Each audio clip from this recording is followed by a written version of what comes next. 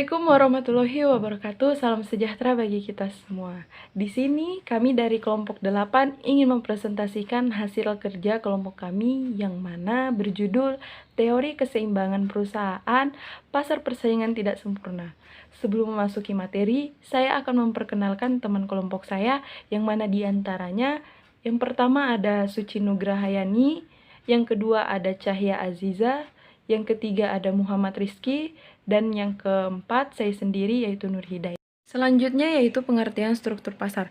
Pengertian struktur pasar adalah karakteristik organisasi pasar yang mempengaruhi sifat kompetitif dan harga dalam pasar.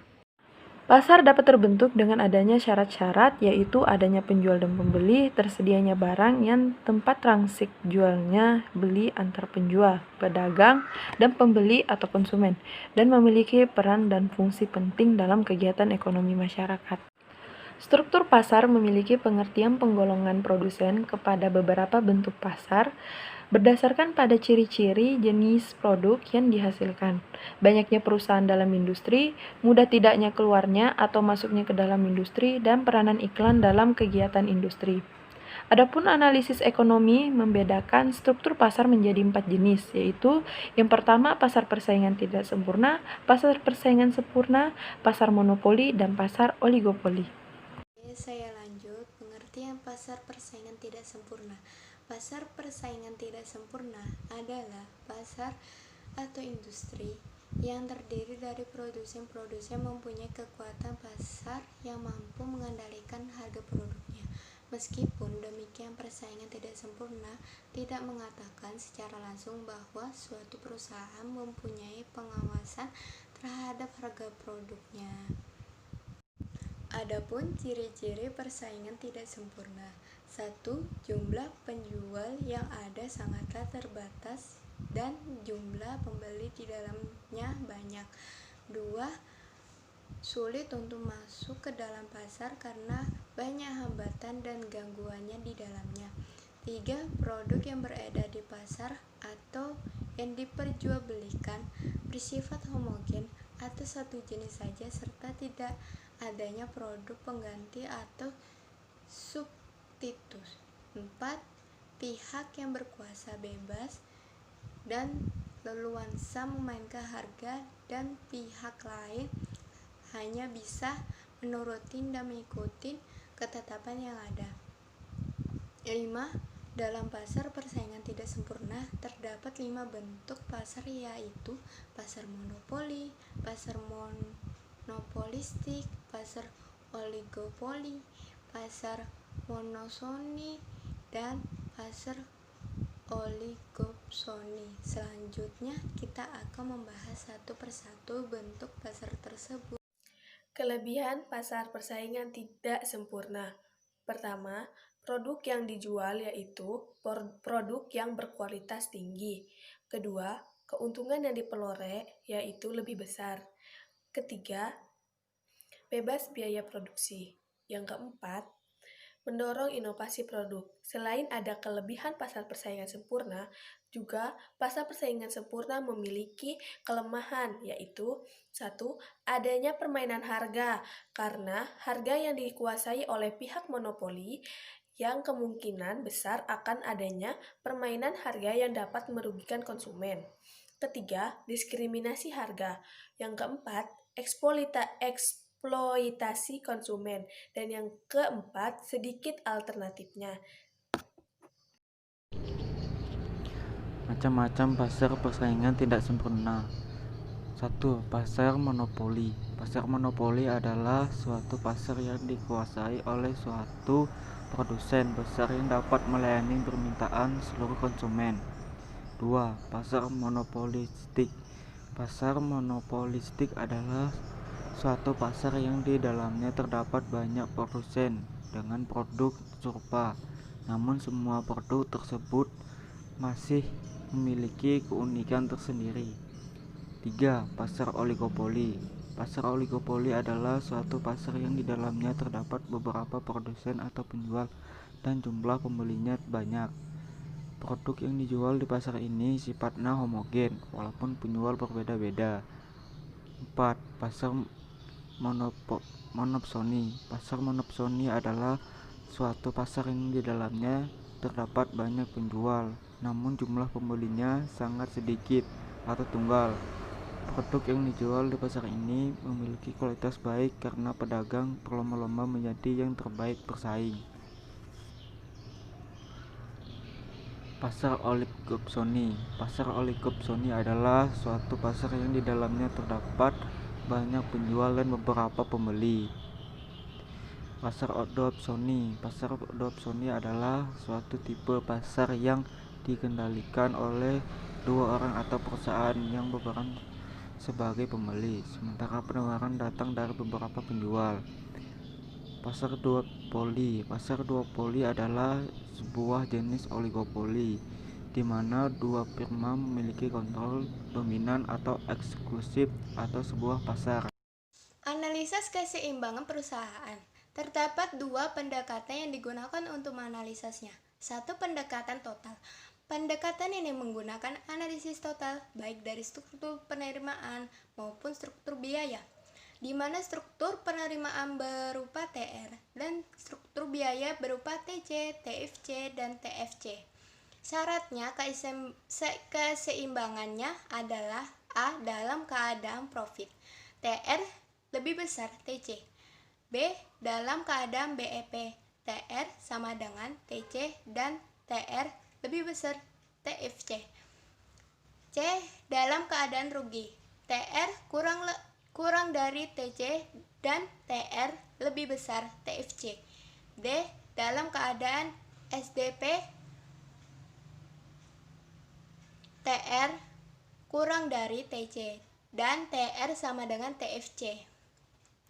2. Pendekatan marginal. Pendekatan ini menggunakan struktur penerimaan ataupun struktur biaya yang bersifat per unit yang bersifat marginal. Struktur penerimaan bersifat per unit adalah AR, MR, dan struktur biaya adalah ATC, AVC, dan MC. Syaratnya keseimbangannya adalah A dalam keadaan profit, AR lebih besar ATC. B dalam keadaan BEP, AR sama dengan ATC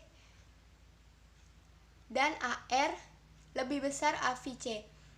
C dalam keadaan rugi, AR kurang dari ATC dan AR lebih besar AVC. Dan D dalam keadaan SDP, AR kurang dari ATC dan AR sama dengan AVC. Di sini saya akan melanjutkan analisis keseimbangan pasar persaingan tidak sempurna yang telah dijelaskan oleh teman saya. Di sini saya akan menjelaskan tentang tabel dan diagram, yang mana tabelnya kita bisa lihat pada gambar di samping saya. Nah, tabel ini kita tidak langsung mencatat atau langsung memasukkan angka-angka pada tabel tersebut karena kita harus menghitung menggunakan rumus tertentu yang telah ditentukan memang. Nah, untuk yang pertama ada Q dan P. Untuk Q dan P sendiri ini itu tidak langsung dihitung karena memang biasanya Q dan P ini diketahui sehingga kita sisa langsung memasukkannya. Nah, untuk Q dan P ini sendiri yaitu Q sama dengan 0, 10, 20, 30, 40, 50, dan 60 sehingga kita langsung memasukkannya. Untuk P-nya sendiri yaitu 200, 175, 150, 125, 175, dan 50 sehingga itu adalah P dan Q-nya atau bisa juga disebut unit atau AR. Jadi, untuk menentukan TR itu dengan mengkalikan P dan Q. Setelah kita memasukkan P dan Q tadi ke dalam tabel, maka kita akan mencari TR. Nah, TR-nya ini seperti yang tadi saya bilang, dikalikan. Maka 200 dikali 0 sama dengan 0, maka TR-nya sama dengan 0. Begitu pula dengan selanjutnya yaitu 175 dikali 100, maka hasilnya akan mendapat 1750. Nah, itu dicatat ke dalam TR. Begitu pula berlaku dengan selanjutnya. angka-angka selanjutnya, maka akan menghasilkan TR seperti 3.000, 3.750, 4.000, 3.750, dan 3.000. Yaitu tabel TFC. Biasanya tabel TFC ini diketahui sehingga kita tidak usah menghitung. Nah, di sini tabel TFC-nya yaitu sebesar 1.200 sehingga kita sisa langsung memasukkannya ke dalam tabel sesuai dengan urutan atau sesuai lurusan dari sebelum-sebelumnya. Nah, setelah memasuki atau mencatat atau menulis ke dalam tabel TFC, kita pindah ke TVC. Nah, biasanya di tabel TVC ini juga biasanya tidak dihitung juga, sehingga kita langsung memasukkan. Atau bisa juga kita menghitung. Nah, biasanya jikalau menghitung itu menggunakan rumus. Rumusnya yaitu VC dikali Q. Nah, untuk di sini tabel yang kami tampilkan itu tidak ada VC sama sekali, sehingga berarti TVC-nya ini diketahui sehingga kita langsung memasukkan angka-angkanya. Angka-angkanya itu ya berupa 0, 400, 600, 900, 1600, 200, 2700, dan 4200. Nah, selanjutnya yaitu tabel profit atau loss, yang mana di sini kita menentukan nanti kondisi perusahaan tersebut, apakah perusahaan tersebut loss, BIP, profit atau profit maksimum atau SDP. Nah, untuk menentukan hal itu kita harus menghitung profit atau loss-nya dulu. Itu hasilnya berapa sih sehingga kita bisa tentukan kondisi perusahaan tersebut. Nah, untuk menentukannya yaitu caranya dengan mengkurangkan TR, jumlah dari TR dan jumlah dari TC, sehingga menghasilkan hasil yang mana nanti itu kita lihat apakah perusahaan tersebut loss atau profit atau BIP. Nah, di sini TR sendiri setelah kita hitung, setelah diketahui semua, setelah kita hitung semua sama begitu hal dengan TC, maka kita langsung mengkurangkan. Contohnya TR sama dengan 0 dikurang TC sama dengan 1.200, maka hasilnya min 1.200, maka kondisi perusahaan dikatakan loss karena TR sama dengan TC dan juga bisa disebut BIP. Selanjutnya yaitu 1.750 dikurang 1.600, maka menghasilkan 150, maka profit. Perusahaan itu dalam kondisi profit. Begitu pula juga berlaku dengan hal lainnya, jumlah-jumlah angka-angka yang lainnya kita kurangkan, maka kita bisa menentukan kondisi perusahaan itu apakah dia BIP atau profit. Nah, seperti pada tabel ini kita sudah menghitung, maka perusahaan itu ada yang loss, ada BIP, ada profit maksimum, ada SDP dan lain-lainnya. Yaitu memasuki kurva. Nah, di sini kita akan menggambarkan kurva dari tabel yang telah kita hitung. Nah, bagaimana sih kurvanya? Seperti gambar yang ada di samping, itu adalah kurva.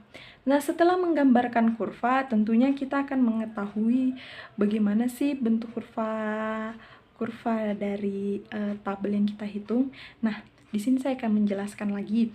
Untuk garis lurus pada kurva pada di samping ini ada Q, yaitu quantity yang mana kita sisa memasukkan angka kita tadi yang ada pada tabel.